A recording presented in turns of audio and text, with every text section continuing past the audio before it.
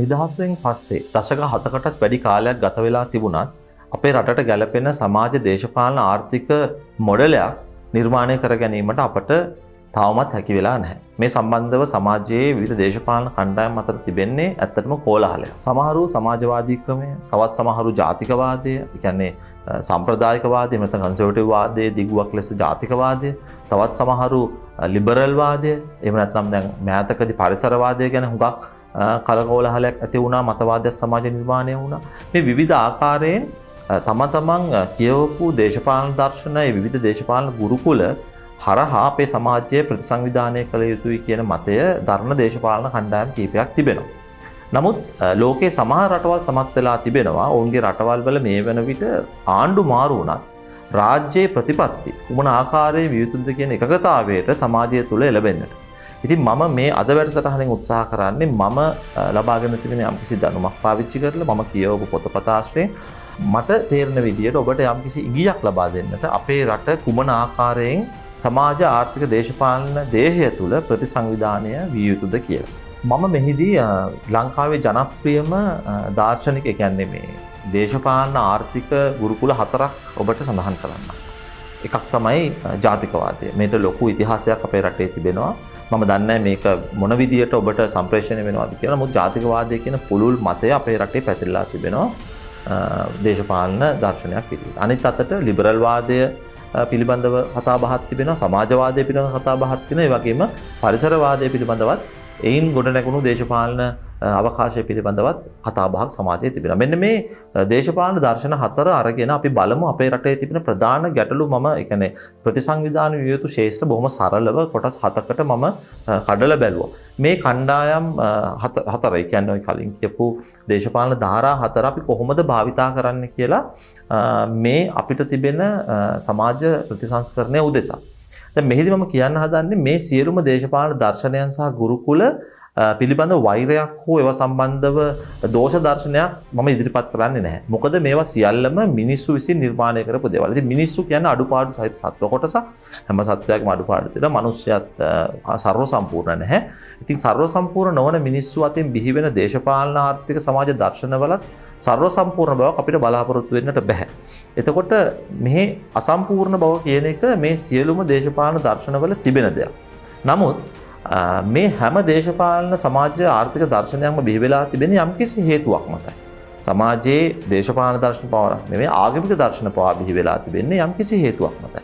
ඒ මොහොතේ ඒ යුගයේ සමාජයේ තිබෙන ගැටලුකාරී තත්වයකට පිළිතුරක් ලෙස තමයි ඕනෑම දර්ශනයක් බිහි වෙන්නේ. ඉතින් ඒ නිසා මේ ලිබරල් වාදයේ, සමාජවාදී ආදී සියලුම දේශපාලන ආර්ථික සමාජ දර්ශනවල අපිට ගත යුතු දෙයක් තිබෙනවා කියන තර්කයේ තමයි මම ඉන්නේ. එම නිසා මම විශ්වාස කරනවා අපේ රටේ තිබෙන ගැටලු, අපේ රටේ තිබෙන අපි ආමන්ත්‍රණය කළ යුතු ශේෂ්ත්‍රවලදී මේ දර්ශනයන් 4 අපි අඩු වැඩි වශයෙන් යොදා ගන්නට ඕන කියලා. නැවත විදිහකට කිව්වොත් මම මාතෘකාව ගැඹුරට යන්න කලින් ඔබට නිකන් සරල උදාහරණයක් දෙන්නම්. දැන් අපි කවුරුත් දන්න දෙයකින් අපි ගත්තොත් අපි තේ කෝප්පයක් හදාගන්න විදිහ. අපි තේ වලට ප්‍රසිද්ධ රටක් නේ. ඉතින් අපි කොහොමද තේ කෝප්පයක් හදාගන්නේ? අපි දන්නවා තේකට අවශ්‍යයි උණු වතුර, ඒ වගේම කහට, ඒ වගේම කිරි, ඒ වගේම සීනි. සරලව ගත්තොත් උදාහරණයක් නිසා මම කියන්නේ. එතකොට අපි දන්නවා අපි කුඩා දරුවෙකුට තේ කෝප්පයක් පිළිගන්වන්නේ කොහොමද? ඔහු වැඩිපුර සීනි රසයට කැමතියි. ඒ නිසා අපි සීනි වැඩිපුර දාපු තේ එකක් දෙන්න පුළුවන්. හැබැයි අපි දියවැඩියා රෝගියෙකුට හෝ සාමාන්‍ය සීනි පාලනය තියෙන වැඩිහිටියෙකුට දෙන්නේ නැහැ අධික සීනි දාපු තේ එකක්. අපි එතෙන්දී සීනි ප්‍රමාණය අඩු කරනවා.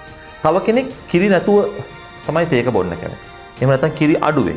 ඒ වගේම ગેස්ට්‍රයිටිස් තියෙන රෝගියෙකුට අපි දෙන්නේ නැහැ කහට වැඩි. අපි එතන කහට අඩුවෙන් දෙනවා. මොකද කහට වලට හැකියාවක් තියෙන නිසා ગેස්ට්‍රයිටිස් තත්ත්වය වැඩි කරන්නේ. ඉතින් මේ විදිහට අපි තේක හදලා දෙන්නේ අපි පිළිගන්නන පුද්ගලයාගේ අවශ්‍යතාවය හඳුනගෙන. ඉතින් ඒ විදිහට මම යෝජනා කරන්නේ අපේ සමාජයේ තිබෙන අපි ආමන්ත්‍රණය කරන්නට අවශ්‍ය වෙන ඊළඟට මම කතා කරන ප්‍රධාන කරුණු ටිකේදී අපි අර කලින් කියපු සමාජ දේශපාලන දර්ශනයන් අපි ඒ මිශ්‍ර කිරීමේ, ඒ කියන්නේ ඒ අනුපාත වලින් මිශ්‍ර කරලා පාවිච්චි කරන්න ඕන කියන එක තමයි මගේ තර්කය. මේක නිකන් කෙනෙකුට හිතෙන්න පුළුවන් මේක කරන්න පුළුවන්. නමුත් මම කියන්නේ ලෝකයේ අද අපේ රට අපි එකගතාවයකට එනවා නම් අපි අපේ ඊළඟ પરම්පරාවට අපේ પરම්පරාවට හොඳින් ජීවත් වෙන රටක් බවට පත් කරනවා නම් මේ දාර්ශනික ගුරුකුලවල එල්ලිලා ඉඳලා මේ වැඩේ කරන්න බෑ. අපි කුමන වැඩේට කුමක්ද වැඩිපුර භාවිතා කරන්න ඕන කියන එක පමණයි සාකච්ඡා කළ යුත්තේ. ඉතින් අපි කතා කරමු දැන් මම ගන්නා විෂය ධාරා ටික. පළවෙනියටම මම ආමන්ත්‍රණය කරන්නේ පරිසරය. මොකද අපි ඇවිල්ලා බාරකරුවෝ මේ සමාජයේ මේ රටේ අපෙන් පස්සේ පරම්පරාවට පරිසරය ඉතුරු කරන්නේ. ඉතින් නායකයෙක් හෝ නායකත්ව කණ්ඩායමක් මේ රටේ කොනක ඉඳන් මේ රට විධිමත් කරන්න හිතනවා නම් ඉස්සෙල්ලා මත තියන්න ඕන පරිසරය කියන කොටස. ඒ කියන්නේ මේ රටේ පරිසර විශේෂඥයින්, පරිසර වේදීන් සහ පරිසරය සම්බන්ධ සංවේදී සියලු දෙනාම කැඳවන්න අවශ්‍යයි. ඒක මොන විදියටද කරන්නේ? අන්තර්ජාලය හරහාද? ඒකනේ මම කියන්නේ. වෙන්න ඕන දේ තමයි මේ සම්බන්ධ විශේෂඥයින්ගෙන් අහන්න ඕන ලංකාවට තෙත්බිම් කොච්චර ඕනද? කොච්චර වනාන්තර ඕනද? අපේ සදාහරිත වනාන්තර අපි කොච්චර ඉතුරු කරගන්නද? අපි කොහොමද ජලය ආරක්ෂා කරගන්නේ? අපි කොහොමද ජෛව විවිධත්වය ආරක්ෂා කරන්නේ? මේ විදියට සංවර්ධනයේ මිනිසා භාවිතා කරන භූමියත් පරිසරයත් දෙක වෙන් කරගන්න ඕනේ. ඒ කියන්නේ පරිසර කියලා මම අදහස් කරන්නේ මෙතන ස්වභාවික පරිසරය. ස්වභාවික පරිසරය අපි ඉතිරි කරගන්න ඕන ටික දැන් ඉඳන් අපි ප්ලෑන් කරගන්න ඕන. මොන ප්‍රමාණයට අපි ඉතුරු කරගන්නේ? මොකද අපේ පරිසරය අපේ දූපත් රාජ්‍යයන් නිසා මේක නැවත තිබුණු තත්ත්වයෙන් හදනවා කියන එක අමාරු වැඩක්. ඒ තිබෙන ටික රැක ගැනීම අපි ඉටු කළ යුතුයි. ඉතින් ඒ නිසා ඉස්සෙල්ලම පරිසරය පිළිබඳ අවධානය දෙන්න ඕන. එතෙන්දී පරිසරවාදයේ මූලික අංගවලට අපි පැහැදිලිවම ප්‍රමුඛතාවය දෙන්න. අපි ලිබරල් වාදී ඇහැකින් එහෙම නැත්නම් සමාජවාදය කියන්නේ පරිසරයේ මිනිසා සඳහා තියෙන දෙයක් වගේ අදහසක්. ඒතකොට පරිසරය අපි භාවිතා කරලා සංවර්ධන කටයුතු වලට යනවා කියන එක පරණ අදහසක්. ඒ නිසා අපි කළ යුත්තේ පරිසරවාදයේ එන තීසිස් ඒවා පාවිච්චි කරලා ඉවර වෙලා ඒ විශේෂඥයින් හරහා ඒ දැනුම අරගෙන රාජ්‍ය විසින් අපේ පරිසරය ආරක්ෂා කිරීමට ප්‍රතිපත්තියක් හදාගත යුතුයි ඉස්සෙල්ලා. ඒක තමයි පළවෙනිම දේ. එතෙන්දී අපි පරිසරවාදී මූලධර්ම වල පරිසරවාදී දේශපාලන ධාරාවේ තිබෙන සංකල්ප වලට වැඩිපුර ඉඩක් දෙන්න ඕන ඒ දැනුම නිර්මාණය කර ගැනීම. ඊළඟට අපිට වැදගත්ම දෙයක් තමයි අපේ ජාතික ආරක්ෂාව. කුමක්ද ජාතික ආරක්ෂාව කියන්නේ? ඔබ අන්තර්ජාලයට කියලා බලන්න ජාතික ආරක්ෂාව සම්බන්ධව තියෙන ඩෙෆිනිෂන් එක මොකක්ද නිර්වචනය කියලා.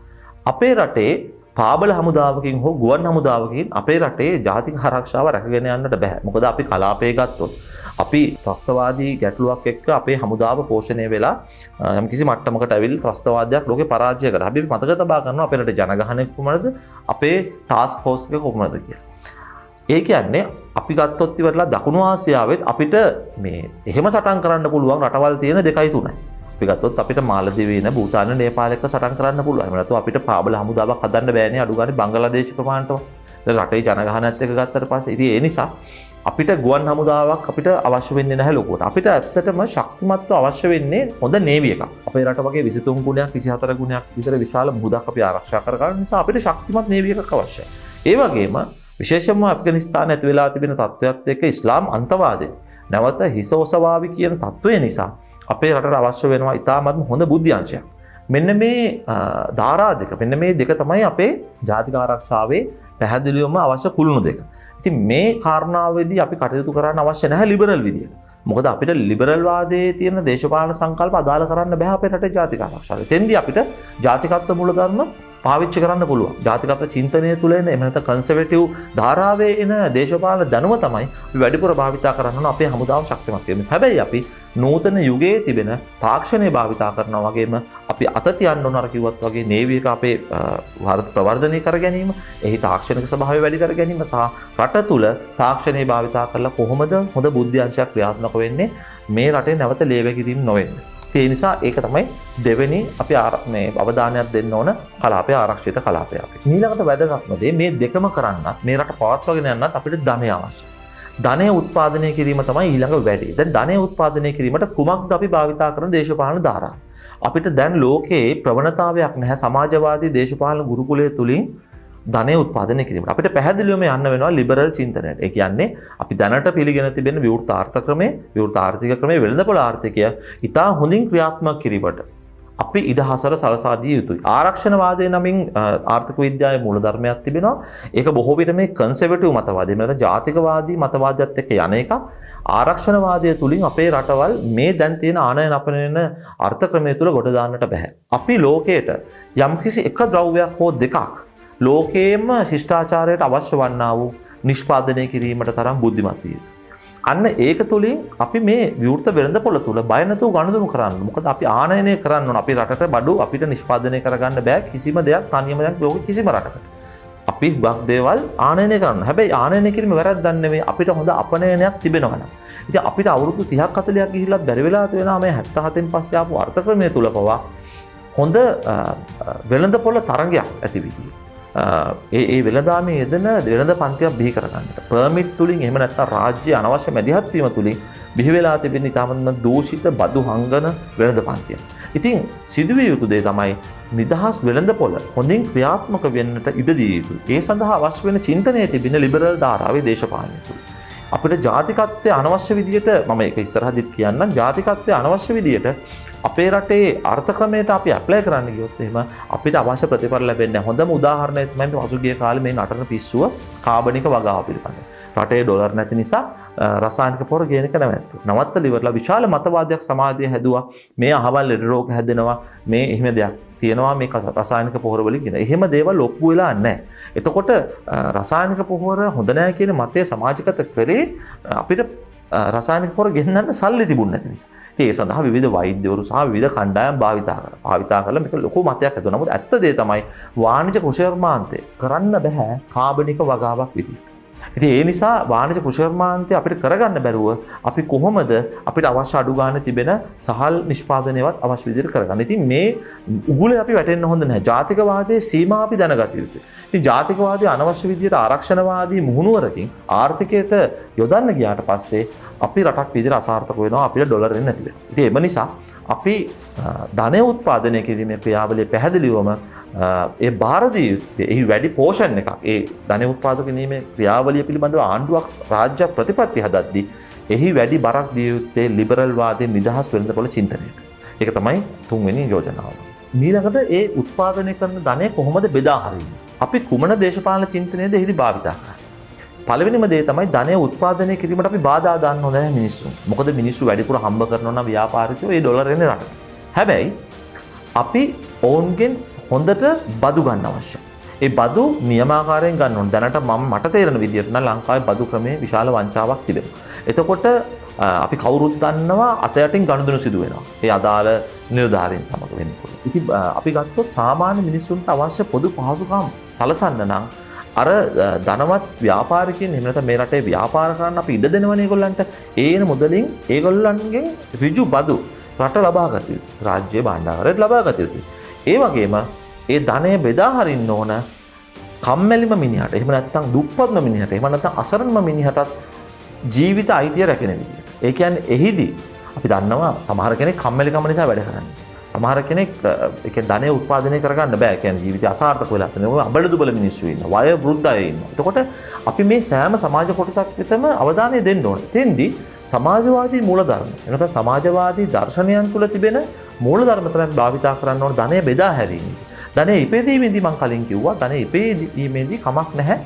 එතෙන්දී අපි ලිබරල් වාදී චින්තනය තුලින් ධනය උපයා ගමු. හැබැයි රාජ්‍ය මැදිහත් වෙලා මේ ධනය බෙදා හැරීමේදී මිනිසුන් අතරට යැවීමේදී අර ඇති නැති පරතරය අඩු වෙන විදියට ආදායම් විෂමතාවය අඩු වෙන විදියට නමුත් මහන්සි වෙන කෙනාට ප්‍රතිඵලයක් තියෙන්න ඕන. වැඩිපුර මහන්සි වෙන කෙනාට වැඩිපුර ධනයක් උපදවා ගැනීමටත් ඒ ධනයෙන් Tamanට අවශ්‍ය විදිහට ජීවත් වීමට ඉඩ තිබිය යුතුයි. හැමෝම සමාන වෙන්න බෑනේ. නමුත් පුද්ගලයෙක් යම් විදියකට මේ අසරණ මිනිස්සු බලා ගන්න ක්‍රමයක් රාජ්‍යයකට තියෙන්න ඕන. ඉතින් එම නිසා ධනය බෙදා හැරීමේ කටයුත්තේදී අපි පැහැදිලිවම සමාජවාදී ගුරුකුලයේ තිබෙන ඒ මූලධර්ම වලට ප්‍රමුඛතාවය දෙන්න ඕන. ඒ තුළ වඩා මානසික රටක් අපිට බිහි කරගන්න පුළුවන් වෙනවා එක පැත්තකින්. මේ ධනය බෙදා හැරීමේ කාර්යයේ තිබෙන ඒ සමමිතික භාවය පිළිබඳව කියනවත් එක්කම අධ්‍යාපනයේ සෞඛ්‍ය වගේ සංවේදී කාරණා ගැන මම මෙතෙන්දී කතා කරන්න කැමතියි. මේ අධ්‍යාපනයේ සෞඛ්‍ය ප්‍රධාන වශයෙන්ම මිනිසුන් ගාම සංවේදී කියන්නේ ඉගෙන ගැනීම, ඒ කියන්නේ ජීවිතය. අනිත් පැත්තෙන් මරණය. මේ දෙකත් එක්ක තියෙන ධාරා දෙකක් අධ්‍යාපනය සහ සෞඛ්‍ය. මේ දෙකට අපි කුමන දේශපාලන චින්තනයද ඇප්ලයි කරන්න ඕන? මෙතෙන්දී අපි ලිබරල් වාදයේ ඕනට වඩා ඇප්ලයි කරන්න ගිහිල්ලා සමාජ සාධාරණත්වයේ බිඳ වැටෙනවා නම් අපිට මාකට් එකත් එක්ක අධ්‍යාපනය හා සෞඛ්‍ය ගැට ගැහිම නිකන් අපිට පේනවා නිකන් හොඳ දෙයක් වගේ. නමුත් මේක අපි වෙනම කතා කරන්න ඕන. නමුත් ඇත්තටම සමාජ අසාධාරණයකට යනවා නම් ඒ ක්‍රියාවලිය නිසා විශේෂයෙන්ම අධ්‍යාපනයේදී අපි ඒ ගැන සැලකිලිමත් වෙන්න ඕන. ඒ කියන්නේ වෙනත් විදිහකට කියනවා නම් අධ්‍යාපනය සහ සෞඛ්‍ය වැනි සමාජයේ සෑම පුද්ගලයෙකුටම බලපාන අපි මේ වෙනකොට රැකගෙන තිබෙන හොඳ ශේෂ්ත්‍ර දෙකක් අඩු වැඩි වශයෙන් අඩුපාඩු තියෙනවා. නමුත් අපි යම් කිසි විදිහකට මේව ආරක්ෂා කරගෙන තිබෙනවා හැමෝටම ප්‍රවේශ වෙන්න පුළුවන් විදිහට. විශේෂයෙන්ම අධ්‍යාපනයේදී ප්‍රාථමික සහ ද්විතීයික අධ්‍යාපනය හැමෝටම අයිතියක් විදිහට රයිට් එකක් විදිහට ලැබෙන්න ඕන. ඒ වගේම අනිත් පැත්තෙන් ගත්තම සෞඛ්‍යයේදී කිසිම මිනිහෙක් සල්ලි නැති නිසා මැරෙන්න හොඳ නැහැ. ඉතින් ඒ දෙකම යෝජනා කරන්නේ අපි ලිබරල් වාදී චින්තනයකට යන්නේ නැතුව ඒ අධ්‍යාපනයේ සෞඛ්‍ය වගේ සමාජ ආරක්ෂණ වැඩපිළිවෙළවල තුල ඒ තුල සියලු දෙනාටම මේක පොදුවේ බෙදී යන ක්‍රමයක් හදා ගන්න ඕනේ. එතෙන්දි වඩාත්ම සුදුසුයි අපි සමාජවාදී ගුරුකුලයේ දේශපාලන දර්ශනය ඒ කාරණාවේදී වැඩිපුර අපි මිශ්‍ර කරගන්නවා නම් රාජ්‍ය ප්‍රතිපත්තිය හැදී. ඊට පස්සේ අපි ගත්තොත් ආහාර සුරක්ෂිතතාව වගේ දෙයක්. දැන් ආහාර සුරක්ෂිතභාවය කියන්නේ මොකක්ද? ඒ වගේ මේ පිළිබඳව ඉන්ඩෙක්ස් එකක් තිබෙනවා. ඔබට අන්තර්ජාලයට ගිහින් බලන්න පුළුවන්. දැනට ලෝක අංකයකට මිනි සිංගප්පූරු. සිංගප්පූරුවේ වර්ග ප්‍රමාණය ගත්තම කෘෂිකාර්මික භූමිය ගත්තම මේක ඔබට පුදුම හිතෙන්නට පුළුවන්. ආහාර සුරක්ෂිතභාවය කියලා කියන්නේ මම මේ යෝජනා කරන මේ 6 වෙනි සංකල්පයක් විදිහට මම ගන්න දෙයක්. ආහාර සුරක්ෂිතභාවය කියලා කියන්නේ මේ අපේ රටේ රාජ්‍යයක් පැහැදිලිවම මැදිහත් විය යුතු කාරණයක්. හැබැයි ආහාර සුරක්ෂිතභාවය කියන්නේ ඔක්කොම ලංකාවේ හදනවා කියන එක නෙමෙයි. මේ වෙන්නේ වැරදි මත පතුරවල තියෙන. ඒ වගේම අපි පැරණි මිනිස්සු කරපු විදිහට අල වර්ග 3000ක් 4000ක් හදන එක, වී වර්ග 3000ක් 4000ක් හදන එක නෙමෙයි. අපිට පුරවන්න කෝටි 2කට වැඩි කුසවල් තියෙනවා මේ. එතකොට ආහාර සුරක්ෂිතභාවය කියන්නේ මොකක්ද කියන අර්ථ දැක්වීම ඔබට අන්තර්ජාලයෙන් කියවම තේරෙනවා. සිංගප්පූරු වුණාගේ අංකයකට ඉන්නේ. අපි දක්ෂ වෙන්න ඕන අපේ ධනෙ ඉපදීම තුලින් ලැබෙන ඩොලර් වලින් අපි කොහොමද අපේ රටේ වී ටික අපි හදාගන්න ගමන් හැබැයි අපි කුමන දේශපාලන ධාරාවේ චින්තනයද අපි භාවිතා කරන්නේ අපේ අස්වැන්න වැඩි කරගන්න. අපේ රටේ ජනගහනයේ 23%ක් 24ක් විතර කෘෂි කර්මාන්තයට සම්බන්ධයි. හැබැයි GDP එකෙන් ඒක තියෙන 10%කට අඩුයි. ඒ කියන්නේ GDP එකට තියෙන දායකත්වය 10%කට අඩුයි අපේ රටේ කෘෂි කර්මාන්තයෙන් දැනට. ඒ කියන්නේ 125ක් යෙදෙනවා 10%ක්වත් නැහැ ප්‍රතිඵල. එතකොට අපි ගත්තොත් ඇමරිකාව වගේ රටක් මේකේ ඇමරිකාවේ ඔවුන්ගේ USA වල කෘෂි කර්මාන්තයේ යෙදෙන ප්‍රමාණය 105ට අඩුයි. නමුත් මුළු රටටම සාම්පෝෂිත බවක් උන් අරන් දීලා තිබෙනවා. මොකද සමහර දේවල් හදන දේවල් උන් පිටරට යවනවා උන්ගේ තිරිඟු වගේ දේවල්. ඒ වගේම උන්ට හදන්න බැරි දේවල් උන්නේ ඩොලර් වලින් ගෙන්න ගන්න. ඉතින් ආහාර සුරක්ෂිතභාවය තිබෙනවා. සිංගප්පූරුව අච්චර චූටි භූමියක ඔවුනුත් ඒක පවත්වගෙන යනවා. උන්ගේ රටේ වවණකින් නෙමෙයි ඒක කරන්නේ. ඔවුන් එක කරගන්නේ ආහාර රටේ අවශ්‍ය ප්‍රමාණයට ඒක ඉන්ඩෙක්ස් එකේ තියෙන මොනවද සුරක්ෂිතභාවයට බලන සාධක කියලා ලෝකේ. ඉතින් ඒ නිසා අපි මෝඩ රටක් විදියට එහෙම නැත්නම් මෝඩ ප්‍රජාවක් විදියට හිතන්නට හොඳ නැහැ. මේ ආහාර සුරක්ෂිතභාවය ගැන අපි පැරණි විදියට ගොවිතැන් කරනවා කියන එක. ඒක ඉවරයි. දැන් ඒ යුගයට අපිට නැවත යන්න බෑ. අපි කැමති මේ වක්කඩෙන් වතුර බීලා ජීවත් වෙනවා. නමුත් අපි ඒ යුගයට නැවත යන්නේ නැහැ. අපිට එහෙම කරන්න බෑ. ඉතින් ඒ නිසා අපි තේරුම් ගන්න ඕන දේ තමයි අපි ආහාරය සම්බන්ධව කියන අපේ රටේ ආහාර සුරක්ෂිතභාවය වගේ සංකල්පයක් ගැන කතා කරද්දී ජාතිකවාදයේ ඕනට වඩා මැදිහත් වුණා. අපි යන්නේ අතීත කාමයට. ජාතිකවාදයේ සීමා අපි දැනගන්න ඕන. මම ඊළඟට ඒක කතා කරන කුමන තැන්වලදීද අපිට ජාතිකවාදය වැදගත් වෙන්නේ? ඒක වැදගත්. මම කියන්නේ කන්සර්වටිව් වාදය හොඳ නැහැ කියලා. ඒක ප්‍රැක්ටිස් එක බයි ප්‍රැක්ටිසින් අවුරුදු ගාණක් 1000ක් 2000ක් ආපු දේවල් තමයි ජාතිකවාදය තුල සමාජයට තියෙන අවශේෂ කරුණු. ඒවා අපිට එකපාරට බැහැර කරන්න බෑ. නමුත් අපි හනමිටි වෙන්න හොඳ නැහැ. අපි දැනගන්න ඕන කෘෂි කර්මාන්තය තුල එහෙම නැත්නම් ආහාර සුරක්ෂිතභාවය වගේ සංකල්පයක් තුල අපි කොහොමද මොන දේශපාලන ධාරාව දෙතෙන්ට පාවිච්චි කරන්න ඕන කියලා. අපි ජාතිකවාදයේ මුහු කරගත්තට කමක් නැහැ. මොකද යම්කිසි ප්‍රමාණයකට අපි ඕනට වඩා මේ කාබනික් ගොවිතැනේ නතර පිස්සුව වගේ රටම කාබනික් කරන්න පුළුවන්. එහෙම නැත්නම් මේ අපිට සම්පූර්ණ මේ පැරණි විදියට වැඩ කරන්න පුළුවන්.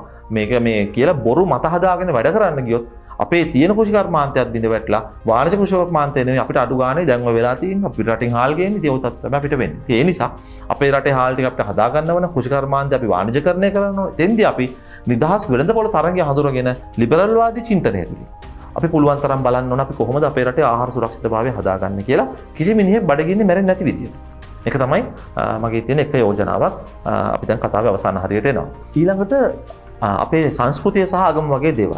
මේ සම්බන්ධවත් සෑහෙන ලොකු කලකෝලහලයක් තියෙනවා. ඇත්තටම විශේෂයෙන්ම මේ Facebook වල ලියන අය, ඒ වගේම සමාජ මාධ්‍ය යාලා වෙනත් ඒවා වල පවා මේ ගැන ලොකු විවේචන තියෙනවා. මම කියන්නේ දැන් මගෙත් මිත්‍රයෝ ඉන්නවා පටන් ගත්ත ගමන් අහන්නේ මොකද්ද ජාතික ගැටලුවට. පටන් ගත්ත ගමන් දේශපාලන ගැන කතා කරන ඔබගේ මොකද්ද මතේ ජාතික ගැටලුව.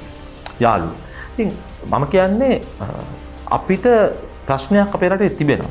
හැබැයි අපි ප්‍රශ්නේ ආමන්ත්‍රණය කළ යුත්තේ කොයි වෙලාවෙද? අපේ සංස්කෘතිය එහෙම නැත්නම් අපේ සම්ප්‍රදායට ගහලා අයින් කරන්න බෑ. මොකද අපි පිළිගන්න ඕන අපි රැඩිකල් විය යුත්තේ වඩා යහපත් තැනකට රට ගෙනියන්න මිසක් තවත් අවුලක් හදාගන්න නෙවෙයි. කිසිම රැඩිකල් වීමක් එහෙම නැත්නම් කිසිම අන්තවාදයක් වේවා එහෙම නැත්නම් යම් කිසි විදිහකට අලුත් දෙයක් ඒ කියන්නේ නිරාගමික වාදයක් ඔය ඕනේ සංකල්ප සියලු දේවල් සමාජයේ තිබුණාට කමක් නැහැ. හැබැයි මේ කිසිම එකක් තුලින් අපිට නැවත ගැටුම් හදාගන්න අවශ්‍ය වෙන්නේ නැහැ. මම කියන්නේ සම්ප්‍රදායට අපි ඉඩ දිය යුතුයි. යම් කිසි විදියකට සම්ප්‍රදාය ඉක්මවා යනවා නම් නූතන ලෝකයේ තිබෙන සමහර උපමාන. දැන් උදාහරණයක් විදියට අපි ගමු විවාහය. අපි දන්නවා අවුරුදු 18ට අඩු ළමයින්ට ලංකාවේ නීති විවාහ වෙන්න බෑ. අවුරුදු 18 කියන්නේ ලෝකයේ පිළිගත්තු වයස් සීමාවක් වැඩි හිටියෙක් වෙන. එතකොට යම් කිසි ආගමික කණ්ඩායමක් කියනවා නම් අවුරුදු 12 අපේ ආගමේ පොතේ තියෙනවා කියලා ඒක වැරදි. අනිත් අතට ගත්තොත් ඒකම බලපාන බෞද්ධයින්ටත් අපි දන්නවා සාමණේර ස්වාමීන් වහන්සේලා සම්බන්ධ ලොකු ප්‍රශ්නයක් තිබෙනවා. ඒ කියන්නේ බෞද්ධ අපි මහත් බෞද්ධේ අපි දන්නවා දුප්පත්කම නිසායි හුඟක් වෙලාවට අද ළමයි මහාන කරන්නේ. ඉතින් එතනින් පස්සේ වෙන ක්‍රියාවලීන් පිළිබඳව ලොකු සමාජ කතාබහක් තිබෙනවා. විශේෂයෙන්ම ලිංගික අතවර සහ වෙනත් දේවල් පිළිබඳව. ඉතින් අපි මේ සම්බන්ධව අපි ප්‍රබුද්ධ සංවාදයක් හදාගත යුතුයි බෞද්ධයෝ අතර. ඉතින් හැබැයි ඒක වෙනත් ආගමික කණ්ඩායමක් කරන්නව නැත්නම් නිරාගමකින් කරන්නවොත් බෞද්ධ හෝ වෙනත් කවුරුත් ඒකට කැමති නැහැ. ඉතින් මුස්ලිම් සමාජයක ඇතුළත් වෙනවා නම් ඒ සම්ප්‍රදාය ඔවුන් වෙනස් කරගත යුතුයි. ඒක ඔවුන්ගේ කතිකාවක්. මේ බෞද්ධ සම්ප්‍රදාය තුළ කතෝලික සම්ප්‍රදාය තුළ ගැටලුවක් තිබුණා නම් ඒක ඔවුන්ගේ කතිකාවක්. ඒ සම්බන්ධ විවේචන විචාර කෙනෙකුට ගේන්න පුළුවන් නිදහස් සමාජයක්. හැබැයි අපි මතක තබා ගත යුතුයි මේ සියල්ලම අරමුණ වෙන්න ඕන තමන්ගේ පොරත්තේ විදහා දැක්වීම හෝ අලුත් කලකෝලාහලයක් හදලා ඒකේ නායකයෙක් වලා මෙතන ජනප්‍රිය වෙන එක නෙවෙයි. මේ සමාජයේ තිබෙන තැනකින් අඩුතරමින් පල්ලෙහාටවත් නොවැටි තබා ගත යුතුයි. නැවත ආගමික ගැටුම් අපිට ඇති කරගන්න බෑ. මොකද යම්කිසි ආගමික කණ්ඩායමකට තෙරපුමක් දුන්නොත් ඔවුන්ගේ වැරදි වහගෙන අර ඔවුන් ඇත්තටම කරන වැරදිත් වහගෙන බොහොම ලොකු කණ්ඩායමක් විතර නැගී ඉන්නවා ඔවුන්ගේ අනුගාමිකයින් එකට පොළඹවගෙන. ඉතින් ඒ නිසා ආගම සහ සංස්කෘතිය දෙක ඒක ස්වභාවයෙන්ම පරිණාමය වෙන්න දෙන්න ඕන. ඒ කියන්නේ ඒ ස්වභාවයෙන් පරිණාමය වීමේදී අනවශ්‍ය විදිහට ලිබරල් චින්තනය හෝ නැත්නම් ඔය කාම්පූචියාව එහෙම පොල් පොට් කරා වගේ ඒ කියන්නේ මේ සමාජවාදයේ ආගම ඇතුළට ගෙනහිල්ලා ඒ වගේ දේවල් කරන එක නෙවෙයි වෙන්න ඕන දේ. ජාතිකවාදයට එහි සම්ප්‍රදාය තුළ ආගම සහ සංස්කෘතිය වැඩෙන්නට ඉඩ හළ යුතුයි. එතන අපේ ව්‍යවස්ථාව ගත්තොත් අපේ ව්‍යවස්ථාවට හුඟක් අය බය වෙනවා දැනට තියෙන 78 ජනරාජ්‍ය ව්‍යවස්ථාවට. අපේ ව්‍යවස්ථාවේ ප්‍රශ්නයක් නෙවෙයි තිබෙන්නේ. අපේ ව්‍යවස්ථාවේ ආගම අදහන්න, තමන්ගේ මතය ප්‍රකාශ කරන්න එහි සීමා සහිතව ඉතා හොඳින් දක්වලා තිබෙනවා. ඊටාවන්න ප්‍රජාතන්ත්‍රවාදී විදිහට ආගම සම්බන්ධ අදහස් දක්වලා තිබෙනවා අපේ ව්‍යවස්ථාව. ඒක අපි පිළිගන්න ඕන දෙයක්. නමුත් ඒක සමාජය තුළ නැහැ, මිනිස්සු තුළ නැහැ. ඒ මිනිස්සු තුළ නැති වෙන්න හේතුව තමයි සම්ප්‍රදාය විකරණය කර ගැනීමේදී තවදුරටත් වෙනස් කර ගැනීමේදී ඒ කුලයන් ඒ කියන්නේ කුල කියන්නේ ඒ කියන්නේ අපි ගත්තොත් බෞද්ධයෝ ඇතුලේ සංවාදය නැහැ. ඉස්ලාම් භක්තිකයෝ ඇතුලේ සංවාදය නැහැ. ඒකට ප්‍රධානම හේතුව තමයි ඕනෝන් කෙරෙහි තිබෙන ආගමික කණ්ඩායම් අතර තිබෙන අවිශ්වාසය සහ ආතතිය. ඉතින් ඒවා වෙන වෙනම සංවර්ධනය වෙමින් ඉදිරියට යන්න ඉඩ දෙන්න ඕන. නමුත් රටේ මූලික නීතියට බලපාන්නේ නැතුව මූලික නීතිය උල්ලංඝනය නොවි ලෝකයේ පිළිගන්නා මූලික සම්ප්‍රදායන් සහ නූතන ක්‍රමවේද උල්ලංඝනය නොවි ඒවා වැඩෙන්නට දෙය යුතුයි. ඒවට අවශ්‍ය දිශානතිය. හැබැයි ඒකට අනවශ්‍ය විදිහට ලිබරල් වාදය එහෙම නැත්නම් ලිබරල් වාදී චින්තනයේ තිබෙන රැඩිකල් දේවල් දාන්න ගිහිල්ලා ඒ ගැටුම් ඇති කරගෙන නෙවෙයි ඒවා සිදුවිතේ ප්‍රැක්ටිසින්. ඒ කියන්නේ බයි ප්‍රැක්ටිසින් තමයි ජාතිකවාදයේ වගේ ගුරුකුලයකින් ජාතිකවාදී කන්සර්වටිව් වාදයේ තියෙන සංකල්ප මත තමයි ආගම සහ ජාතිකත්වය එහෙම නැත්නම් සංස්කෘතියේ දේවල් පරිණාමය වෙන්න දෙන්න ඕනේ. ඒවට අනවශ්‍ය විදිහට අනිකුත් දේශපාලන ගුරුකුල වලින් බලපෑම් කරන්න ගියොත් හොඳ ප්‍රතිඵලයක් ලැබෙන්නේ නැහැ. ඉතින් ඒ නිසා මට කියන්න අවශ්‍ය වෙන්නේ අවසාන වශයෙන් උත් අපි අර තේ කෝප්පය අපි පිළිගන්වන පුද්ගලයාට අවශ්‍ය විදිහට එහි ද්‍රව්‍ය ටික උණු වතුරද කහටද සීනිද කිරිද මිශ්‍ර කරනවා වගේ අපේ රටේ තිබෙන ගැටලු මේ මම ප්‍රධාන ගැටලු 7ක් ඉදිරිපත් කරේ. ඊට වඩා ඔබට විවේචන තිබෙන්නට පුළුවන්. ඔබට මීට වඩා වෙනස් අදහස් තියෙන්නට පුළුවන්. මම කියන්න උත්සාහ කරන්නේ ඒ ඕනම ප්‍රපංචයක් ඕනම ගැටලුවක් අපේ රටේ බිහි වෙන මේ කියන දේශපාලන ධාරා 4 අපේ රටේ වැඩිපුරම ජනප්‍රිය වනේ මේ හතර භාවිතා කරලා අපි විසඳන්න බලන්න ඕන. හැබැයි එහිදී නායකයා සහ නායකත්ව මණ්ඩලයටත් එහෙම නැත්නම් ඒ වෙලාවේ ආණ්ඩුවට බුද්ධියක් තියෙන්න ඕන, දර්ශනයක් තියෙන්න ඕන, විෂන් එකක් තියෙන්න ඕන. මේ තනි එකක් ඉස්සරහට දාගෙන හැම ප්‍රශ්නයක්ම විසඳන්න බැරි බව. එක දේශපාලන දර්ශනයකින් මේ සියලු ප්‍රශ්නවලට උත්තර හොයන්න බෑ. නිසා සිදුවිය යුත්තේ ධන උත්පාදනය කිරීමේදී අපි භාවිතා කරන්නේ කුමන දේශපාලන ගුරුකුලයක මතවාදයන්ද? ඒකම අපිට පාවිච්චි කරන්න ගියොත් එහෙම ධනය බෙදා හැරීමේදී අපි අර්බුදයකට යනවා.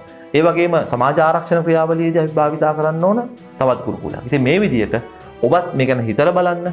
අපි මේක සංවාදයට ලක් කරමු, කතා කරමු. කෙසේ නමුත් අපේ රට යහපත් තැනකට ගෙනියන්න මේ රට නැවත විධිමත් කරන්න ඕන. පරිසරයෙන් පටන් අරගෙන අධ්‍යාපනය වෙනතුරු පරිසරයෙන් පටන් අරගෙන ධනය බෙදා දීම වෙනතුරු සමාජය තුළ සමානාත්මතාවයක් ඇති වෙනතුරු අපි මේ ගෙන ආ යුතුයි. මොකද අපි හැමෝටම අවශ්‍ය වෙන්නේ නිදහසේ උස්ම අරගෙන අපේ ආයුෂ කාලය මිනිස්සෙක්ගේ හොඳින් ගත කරලා සතුටින් ජීවත් වෙලා තමන්ගේ දරුවන්ට උගන්වලා කාලා බීලා ඉන්න පුළුවන්, තමන්ගේ සංස්කෘතිය ගෙනියන්න පුළුවන්, තමන්ගේ ආගම නිදහසේ අදහ ගන්න පුළුවන් සමාජයක්. ඒ වෙන්නේ සමාජයක් බිහි කරන්නට මේ දාර්ශනික ගුරුකුලවල බුද්ධිමතුන් අපිට දීපු ඒ උදව්ව අපි එකකට එකක් යට කරන්නේ නැතුව පාවිච්චි කරමු කියන යෝජනාව තමයි මම ඔබට ඉදිරිපත් කරන්නේ.